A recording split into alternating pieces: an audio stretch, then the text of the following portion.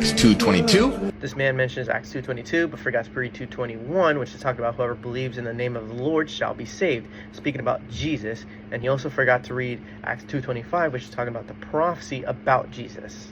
Timothy 2:5. If we're going to use 1 Timothy 2:5, you also got to read after, where it's talking about Jesus being a ransom for all, saying that he covered our sins, so also saying that he's God and that he died for us.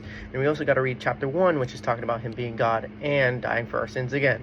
Matthew 16:27. If you don't believe that Jesus' Father is God, nor that he's going to come in God's glory, then I wouldn't use this verse, because that would just disprove your point.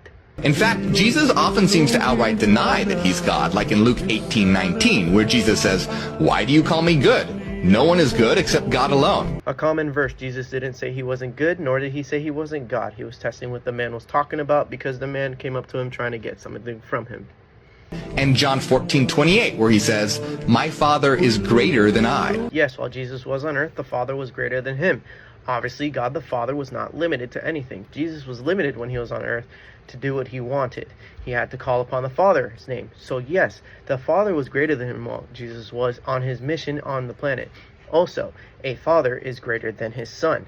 That is just common knowledge. So how can God be greater if they're the same? The historian Bart Ehrman, who was once an evangelical Christian, said, during his lifetime, Jesus himself didn't call himself God and didn't consider himself God, and none of his disciples had any inkling at all that he was God. This point doesn't make any sense. All the disciples were martyred for their beliefs other than John, and Peter also said, "Thou art the Christ, the Son of the living God," in Matthew 16:16.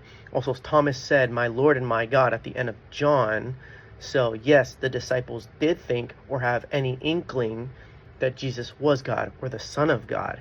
If Jesus was explicitly God, it would have been said everywhere in the Bible, but it's not said anywhere.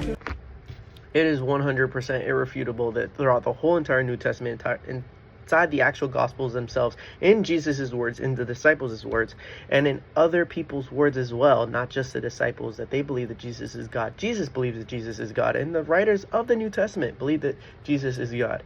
This is irrefutable. It's just not funny to say that, oh, well, no, the Bible doesn't say any of that. It does. It's clear.